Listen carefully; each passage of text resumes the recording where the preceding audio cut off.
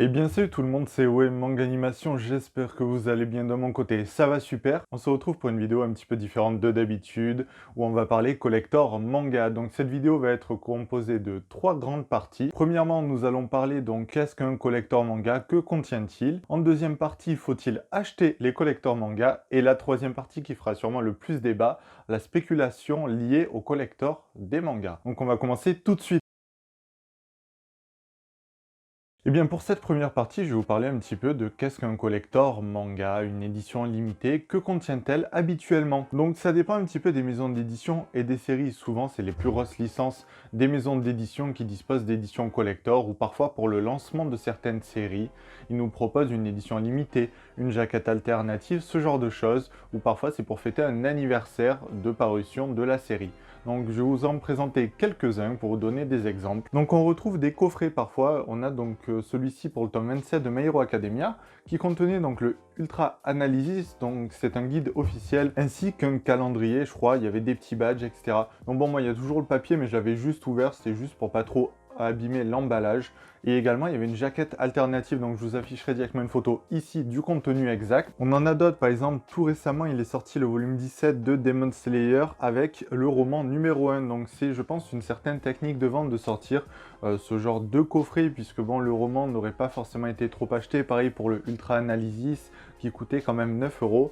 Et souvent, c'est à peu près le même prix si on cumule le prix du manga neuf ainsi que le deuxième ouvrage en question, que ce soit le roman ou le guide. On arrive au prix du coffret, donc il y a tous les petits goodies, on va dire, offerts, qui sont gratuits en achetant donc ces deux-là dans le coffret. Donc franchement, déjà, moi je trouve les illustrations magnifiques. Celui-ci est vraiment très très classe. Mais parfois, on a des coffrets aussi un petit peu plus conséquents, comme celui pour The Promised Neverland. Donc là, c'était le coffret numéro 1.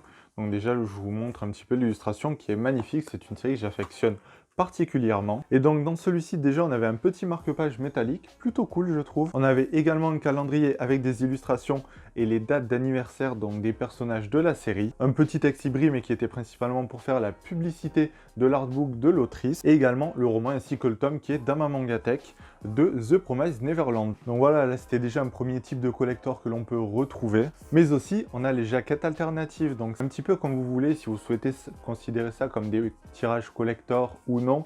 Donc c'est souvent pour les premières impressions. Qu'est-ce que j'entends par première impression? C'est l'éditeur édite une certaine quantité de mangas qu'ils envoient donc à tous leurs vendeurs, les librairies, les Fnac, etc. Et une fois que ce stock est épuisé, donc s'ils souhaitent, donc ils le réimpriment. Et sur le deuxième tirage, il n'y a pas cette jaquette alternative. Donc moi je vous présente celle-ci de Don't Call Me Magical Girl parce que je la trouve particulièrement sympathique.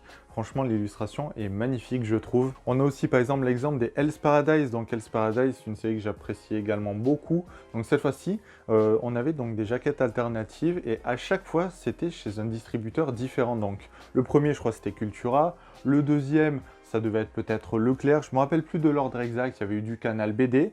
Bon, le volume 4, je l'avais pas eu.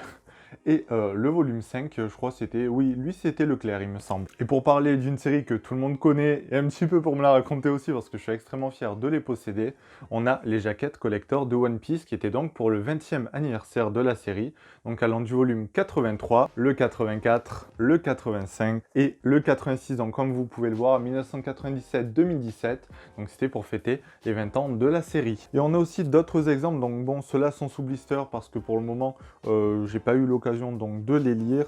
On a le tome 41 de Seven Deadly Sins, donc souvent ils contiennent des badges quand ils sont dans Sort Malade, donc voilà, celui-ci là en contenait quelques-uns. On a également le volume 33 de l'Attaque des Titans, pareil avec quelques badges, et également celui du tome 29 qui contenait donc un calendrier. Bon, du coup il est un petit peu dépassé parce que je crois que c'était pour, oui voilà, 2020, donc bon, il est plus trop d'actualité. Mais personnellement, moi les collecteurs que j'apprécie le plus, c'est ceux qui contiennent donc une jaquette alternative, comme l'Atelier des Sorciers, et avec, on pouvait également retrouver un petit carnet de croquis, donc artwork, qui était vachement sympathique. Donc même si le format était assez petit, je vais montrer quelques illustrations. Donc c'est un objet assez fragile, et bon, maintenant il est devenu un petit peu rare. C'est dommage d'ailleurs qu'il ne nous édite pas des artbooks de cette hauteur, parce que je l'apprécie énormément. Donc voilà, là c'était juste pour vous donner quelques petits exemples de collecteurs que l'on peut retrouver en France. Donc souvent ça varie, les goodies, c'est un petit peu selon le goût de l'éditeur. Donc souvent ces éditions limitées sortent également au Japon, donc si vous souhaitez absolument les goodies, parfois vous pourrez les trouver également moins chers directement au Japon parce que ça cote un petit peu moins. Donc on va attaquer la deuxième partie qui va être consacrée à faut-il acheter des collectors manga. Donc ça dépend également aussi des personnes. Je suis pas là donc pour vous dicter de faire ci ou ça, c'est plus une vidéo débat, c'est pour ça que je vous demande aussi de réagir dans les commentaires pour donner votre avis. Donc dans cette partie-là, je vais vous exposer un petit peu les différents types de collectionneurs que l'on peut retrouver. Donc par exemple, on a les personnes qui collectionnent une série en particulier de manga et qui souhaitent avoir tous les goodies, figurines, mais également les collectors. Il y a d'autres personnes aussi qui collectionnent presque que les collectors et qui achètent les collectors sans forcément posséder toute la série auparavant parce qu'ils se disent que ça peut devenir un petit peu plus rare et c'est pas bête hein, comme solution si on veut vraiment posséder un maximum de collectors et si la série nous plaît. Il y a d'autres personnes aussi qui agissent plus au coup de cœur selon le contenu du collector en question, si ça les intéresse vraiment ou non, parce que bon, les prix varient, ça peut être d'une simple jaquette alternative au prix donc classique du manga sans ajout particulier, et ça peut également monter assez haut, comme on peut prendre l'exemple du tome 5 de l'Atelier des Sorciers, qui contenait un jeu de cartes exclusif avec des illustrations de l'auteur dessus, qui était quand même à 25 € en prix neuf. Et puis après, on a d'autres personnes qui, elles, ne s'intéressent pas particulièrement au collector, parce que bon, c'est vrai que souvent, c'est quand même bien plus cher que le prix du manga initial. Les goodies sont parfois quand même un petit peu inutiles et ces personnes-là préfèrent aussi garder leur argent pour acheter un autre tome ou les trouver d'occasion. Donc trouver un collector d'occasion, c'est un petit peu plus difficile et bon, c'est peut-être un petit peu de l'argent gâché si on souhaite uniquement lire les mangas sans forcément d'attache aux collectors et aux goodies qui pouvaient être fournis. Donc voilà, comme je vous l'ai dit, ça dépend un petit peu des lecteurs, du type de collection que vous souhaitez faire. C'est vraiment un point de vue assez varié, ça dépend un petit peu de la personne.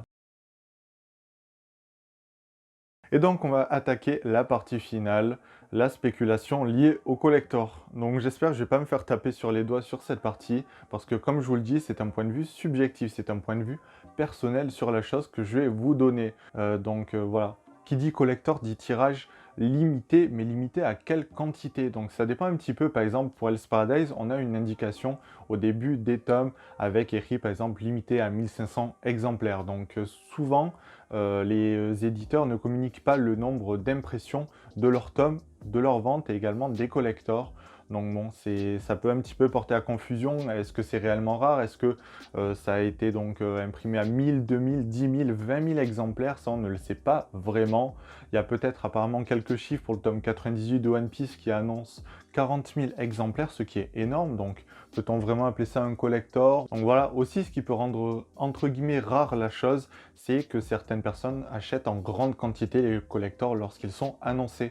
On a pu faire l'exemple avec l'Attaque des Titans et son volume 33, où des personnes en ont acheté 5, 10, voire même plus, vous vous rendez compte, et qui ensuite, donc le jour de la sortie du tome, vendaient le tome sous blister sur Vinted ou d'autres sites marchands à 40, 50, voire même 100 € pour certaines personnes. Donc ça a déclenché quand même une vague de haine un petit peu envers ces personnes-là et également envers l'éditeur, sauf que bon, l'éditeur ne peut pas régler lui, simplement il édite le tome, il produit dans une certaine quantité et il envoie à ses distributeurs qui le vendent aux personnes qui veulent tout simplement. Il n'y a pas de limite d'achat. Si une personne va en commander 10 sur la Fnac, eh bien elle pourra malheureusement, ce qui risque de réduire un petit peu les personnes qui pourront l'avoir. Ça d'ailleurs, pour le tome 33, vous avez vu que Pika a réagi dessus et a décidé donc de le réimprimer. Donc pour le moment, il n'est pas disponible sur différents sites marchands, mais si vous vous rendez chez votre libraire, eh bien vous pourrez sûrement le précommander, donc l'avoir au prix neuf de 11,50 €. Donc c'est assez rare aussi que les éditeurs réagissent de cette façon, mais bon, moi ce que je me dis, c'est imaginons 10 personnes qui recherchent un collector manga, eh bien, s'il y en a une qui en achète 10, ben, ça va faire 9 personnes qui le cherchent en plus. Donc bon, c'est ça qui va aussi augmenter un petit peu la demande. Mais bon, c'est des agissements. Je suis pas là pour juger, mais c'est vrai que on partage quand même tous la même passion du manga et voir une personne qui en achète 10 et qui prive peut-être 9 personnes de l'avoir, c'est un petit peu triste pour ensuite le revendre 30, 40, 50 € plus cher. Donc moi, si j'avais entre guillemets, je dis bien entre guillemets, un conseil à vous donner, c'est à la rigueur, prenez-en un ou deux, mais n'en prenez pas 3, 4, 5 ou 10, parce qu'au moins si vous en prenez deux, à la rigueur vous en gardez un pour vous, un pour offrir, pour échanger. L'échange, ça peut être aussi une bonne solution au lieu de la revente. Et également, vous pouvez aussi, avec ce deuxième tome, par exemple, en garder un sous blister pour la collection, pour ceux qui collectionnent sous blister. Et le deuxième, vous pouvez l'ouvrir pour découvrir les goodies, lire le tome, ce genre de choses. Donc voilà, ça c'est vraiment un point de vue purement subjectif que je vous donne, mais je souhaitais faire cette vidéo quand même pour débattre avec vous. Vous pouvez pouvez également venir le faire sur le serveur Yakuza que je tiens avec d'autres youtubeurs tels que Authentique, Mangadoc, Garami, Draxo, Kemono, et il y a également d'autres youtubeurs tels que Inku, Lushisco, tout ça, franchement, il y a pas mal de monde qui sont arrivés tout récemment et c'est vraiment super cool, une bonne ambiance de partage. Donc voilà, je vous laisse réagir un petit peu dans les commentaires suite à cette vidéo que je souhaitais vous faire. C'est plus du blabla que de la présentation d'achat, des ouvertures de colis, parce que bon, je devais vous présenter une ouverture de colis, mais ma vidéo a eu quelques soucis.